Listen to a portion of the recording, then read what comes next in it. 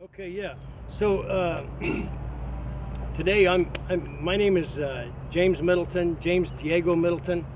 I'm going to tell you about Eagle Point today, and it's cold here, and this is why I came to Florida, was to get away from the cold. And so at any rate, here we are, and I'm going to tell you about Eagle Point and what Eagle Point is, and who was involved in it. When it all happened, and why it happened. And so the place where we're standing right now, it was a fishing and hunting camp that Bertha Palmer had built in 1916. Just that simple. Bertha Palmer, Palmer House, Fortune. I'll tell you more about her later, but that was part of the deal. And she built it so that she could get her rich buddies to come down from the north and go hunting and fishing, and then she'd take them out and sell them real estate. And that was the program. Where we're standing is where the original Tamiami Trail came through Eagle Point. It came right through the camp, and I can show you on this site plan.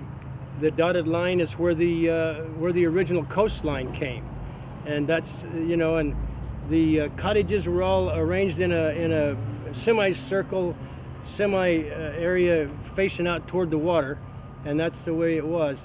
And so come with me and I'll show you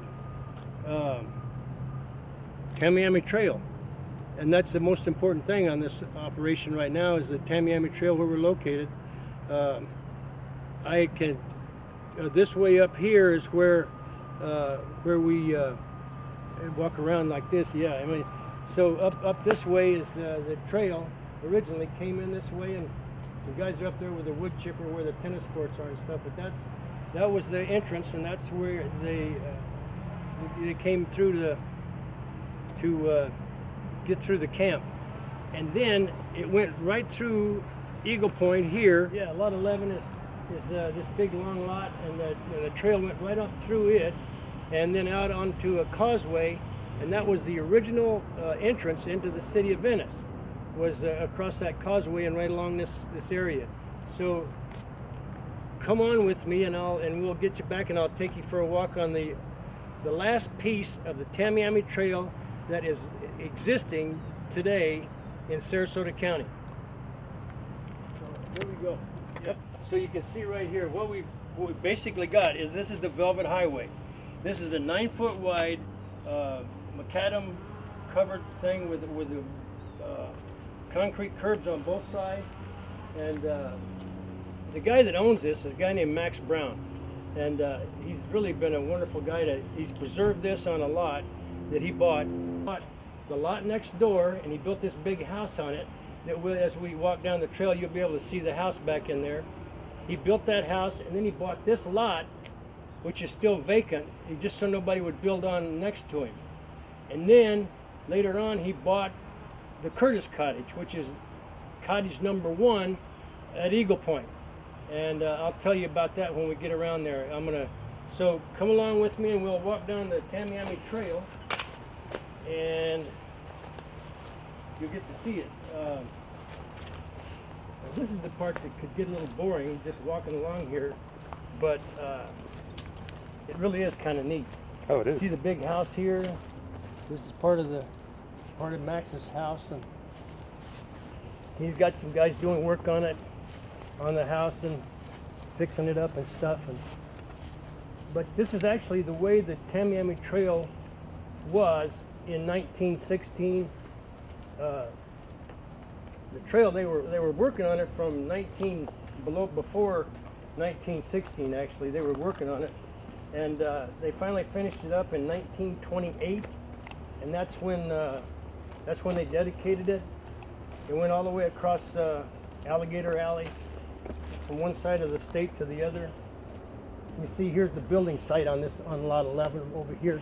Now that's Roberts Bay right out that way, and if I was going to try and sell you this lot, I'd take you out and show you the dock. What you step on is concrete.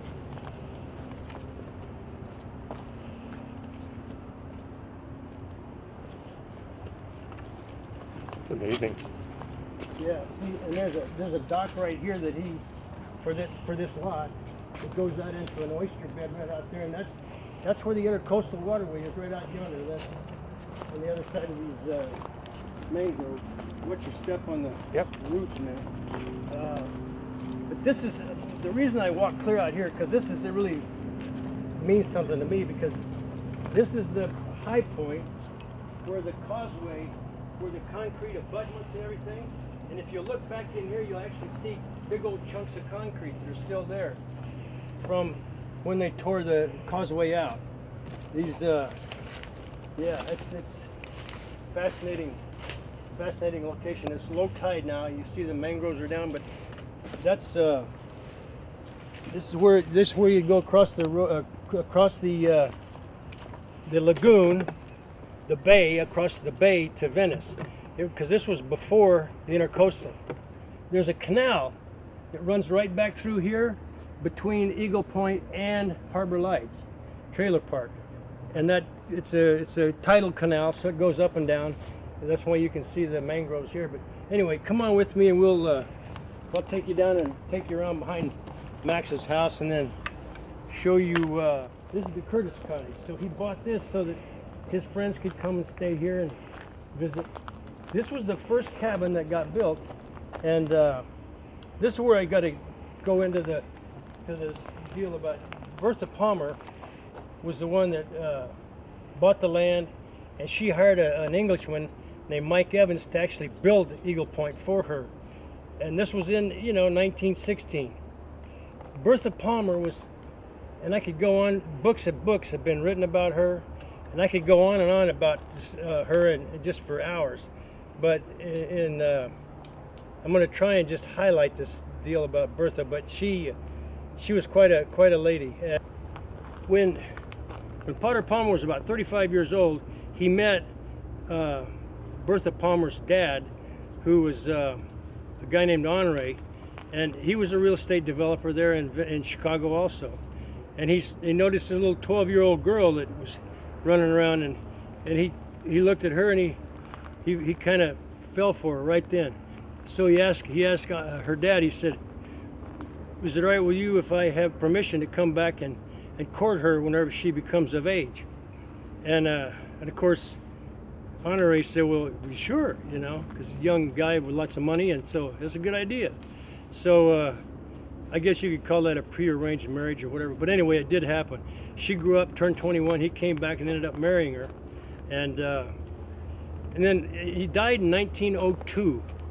And what he did was he left her like $8 million, and that's really unusual, because normally back then they didn't leave the money to the wife. They left it to the oldest son.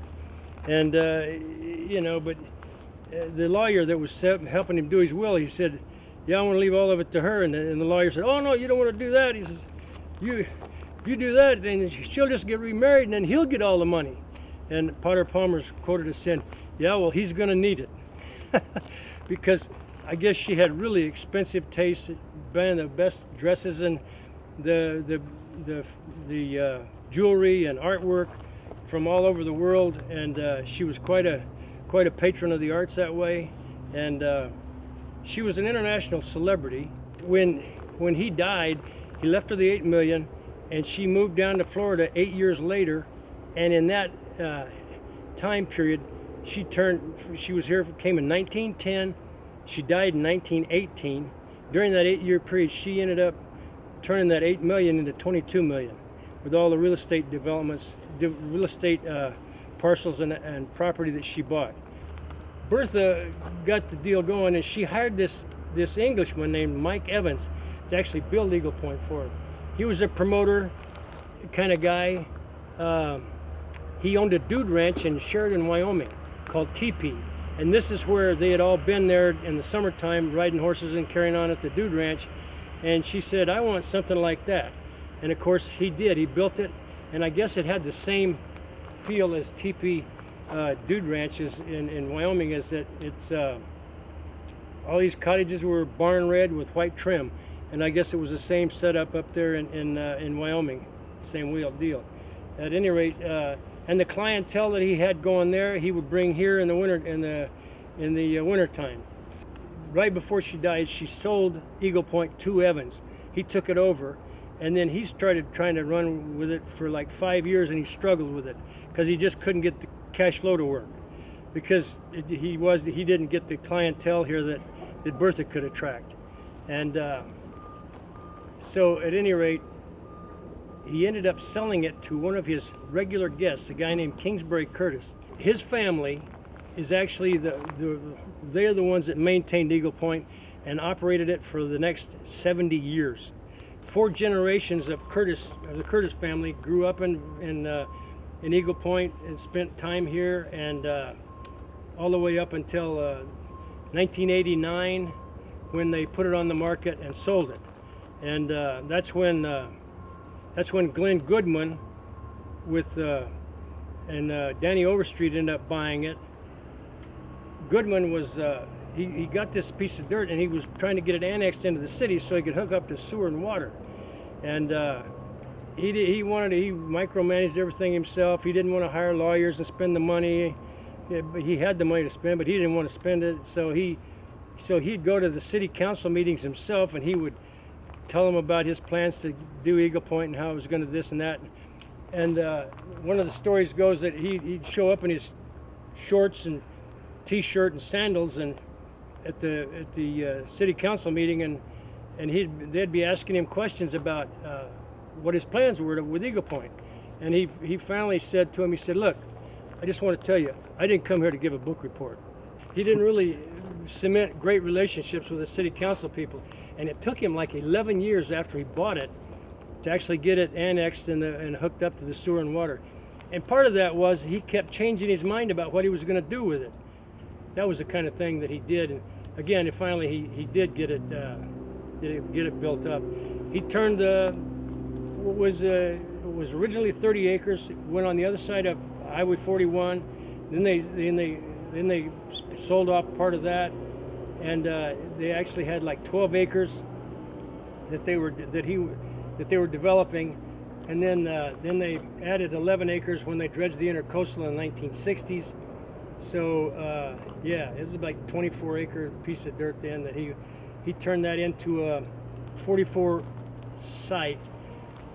lot subdivision, and he actually took the cabins, the 10 cottages and cabins that were built, and he actually incorporated those into the site plan. And so there you go. And Curtis cabin. This is #1 cabin, the biggest cabin in Eagle Point. And this is where Curtis would bring his mother-in-law, Miss McClanahan, and she would stay here. And she had the cottage next door was where her helper, her traveling companion that took care of her and looked after her, that's where she lived. And she actually had a pull-down set of stairs in the attic, where so some of the help could live up there in the attic, and her cooks and that kind of thing. So, all right. So I'm going to walk you through, and we're going to go around to the rest of the cabins, and I'm going to jump back and forth on this deal with Glenn Goodman and the Curtis family. The Curtis family is quite a bunch. Again, 4 generations of them here, and there were 10 cottages and a clubhouse. And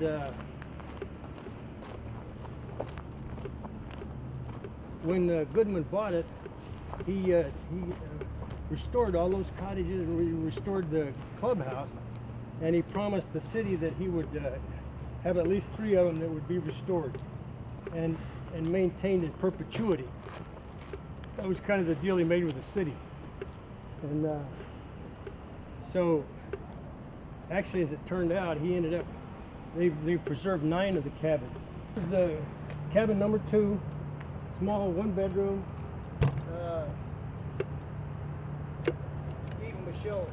Steve and Michelle Hazeltine own it now.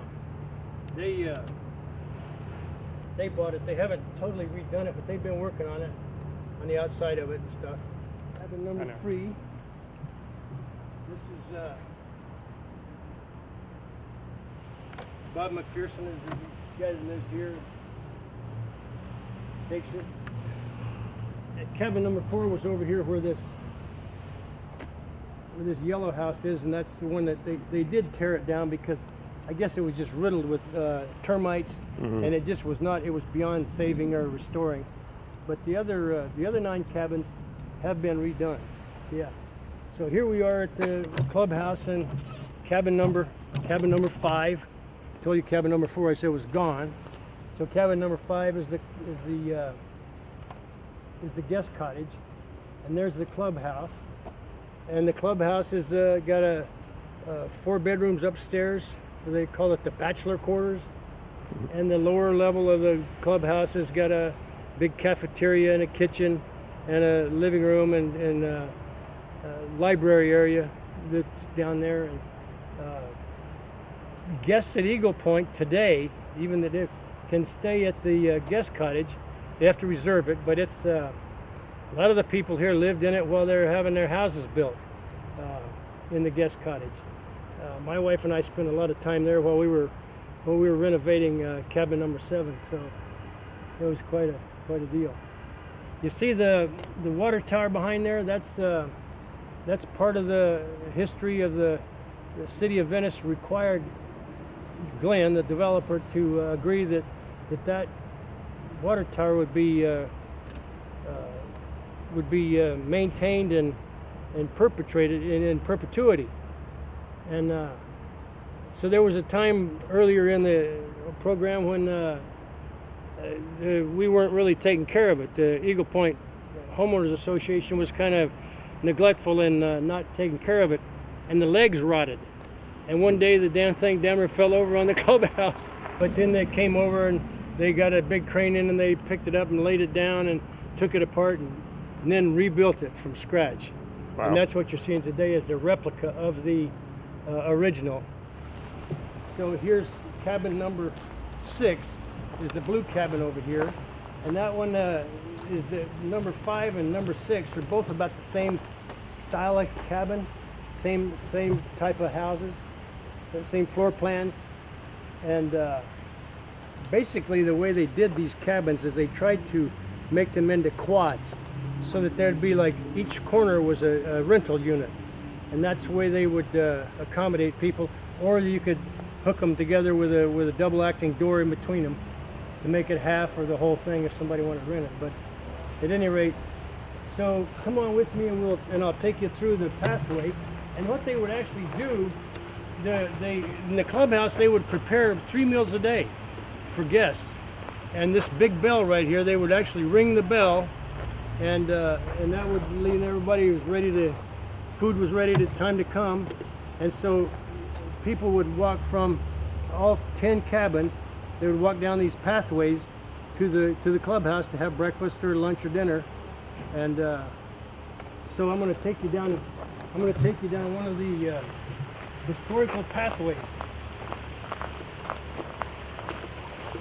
This fish pond was something that Goodman added after he bought the place, and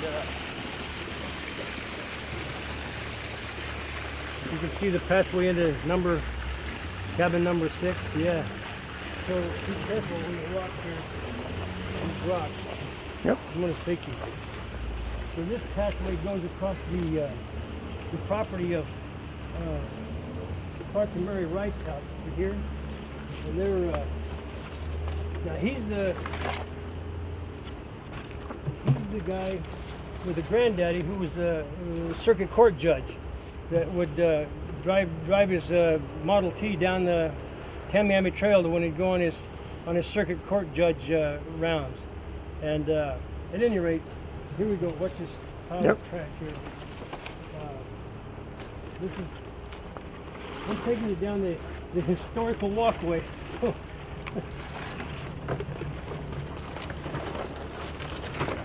bunch of stiff rocks here.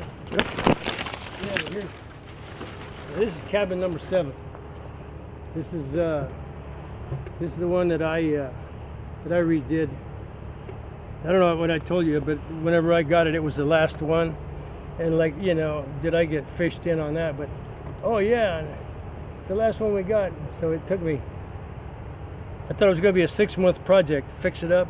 Ended up a year and a half, 2 years later, and I lived in it for 20 years, and I was still working on it every year I worked there and lived there. And so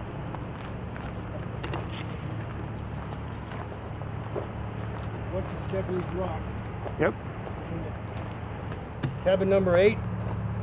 This is Kay Wright and Ed Machado. They've done it. They added this swimming pool and the lanai on the back of it.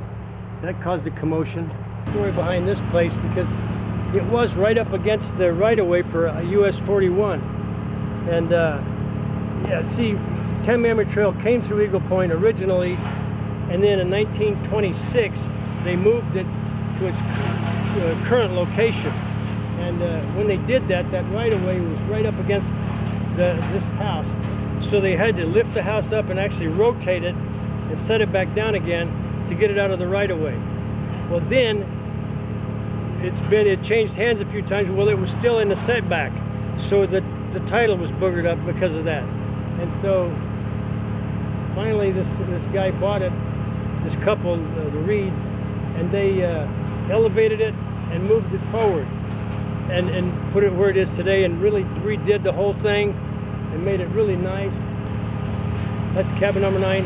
Cabin number 10 was here. It's gone now, but the reason for it is it was such a small little place, and the people wanted to redo it that owned it, and they couldn't without redoing everything with it, and it was just turned into too big of an ordeal. And the cabin was actually not an original cabin with those 10. The boathouse was built with by Glenn Goodman. This was originally, historically, it was a boat basin, but this boathouse is something that he did, and he put the metal roofs on all the houses. That's one of the requirements of the architectural control, and to preserve the cabins if you can, you know. Again, he really did do a good job. He spent some money on that restoration thing to get it on the National Register, and so it's on the National Register as the Eagle Point District. So the individual houses in it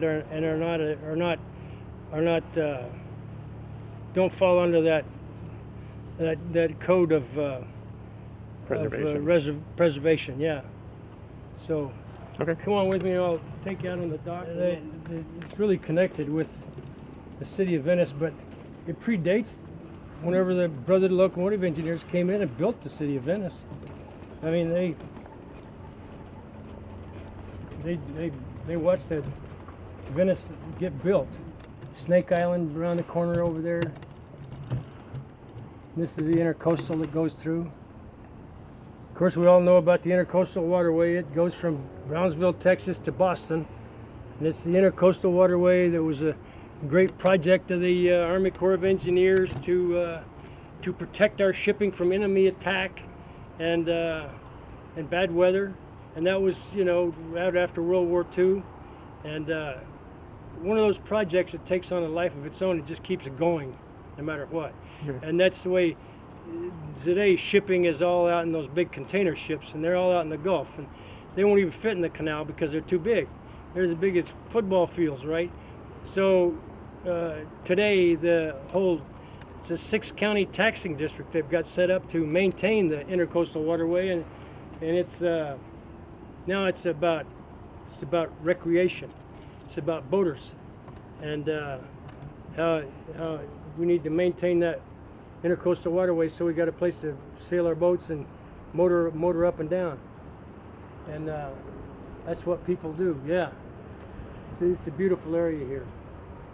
Now, Eagle Point was part of the deal here. Was they had their own beach, and that's where I've got those slides I want to show you in there. It shows the jetties, and that's where the jetties are, and that's where the beach was.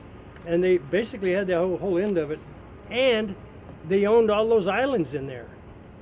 And Eagle Point did. Eagle Point Inc. is the name of the entity that actually had the title to it, and that was Art and C.C. Cook, and they were actually the ones that that managed Eagle Point and ran it through till the very end. I mean, they were really the ones that ran it. Art Cook was he handled the hunting club. They would come here and he'd schedule them in, and he'd schedule them for a particular set of days that they could hunt, and he would limit it to number of hunters, and then they would go out, and then he'd have another set of hunters come in, and he would take them out hunting, and he'd document who they were and how much they shot and all that kind of stuff. And that was one of his things. And Cece was saying that the hunt club by itself generated enough cash flow that they could pay the taxes on all the land that they owned out there in 3 sections of land on US 41, right out there at Sarasota National Golf Course, Grand Paradiso, and the other subdivision is Island Walk. They owned all that land in there, and that's where they would go hunting. And anyway, that was part of the whole Eagle Point Inc. holdings. And yeah, the seven grandchildren of the Curtis family that ended up inheriting Eagle Point when Cece's mother died. Cece's mother she was married to Kingsbury. She was actually the guy that she managed it until she died in 1935, I guess. No, 1965. She didn't die until 1965. That's when the kids inherited it, and then it became, they put it on the market, and that's when they sold it to Goodman. The Jetties, yeah, they sold it to the county, and that included those islands, except one that they somehow missed, and so it still belongs to Eagle Point Inc. And Cece still gets tax reports on it, tax bills on it for $3.50 a year. And it's that island right before you get to Pops. If you go up the Intercoastal, you'll see it up there, and that still belongs to Eagle Point Inc. And Candace Clark, now she was Glenn's marketing director, and she was the gal that actually promoted and helped Glenn sell the lots at Eagle Point. And she was the one that encouraged my wife to come here. My wife had met her when she was a young girl. My wife had come to Florida from Kentucky and as a young girl and on her own down here, and she ended up dating one of Candy's brothers. And so she tells the story, the first time she met Candy, she was standing there and this woman came riding up on a horse, galloping up on a horse, pregnant with her 3rd child, and jumped off and plopped down in front of her and says, "Hi, I'm Candy." And that was, and I guess they're lifelong friends ever since then. And so that's how I ended up down here with following my wife. It's where you go where your wife wants to go, right? That's what they say. All right.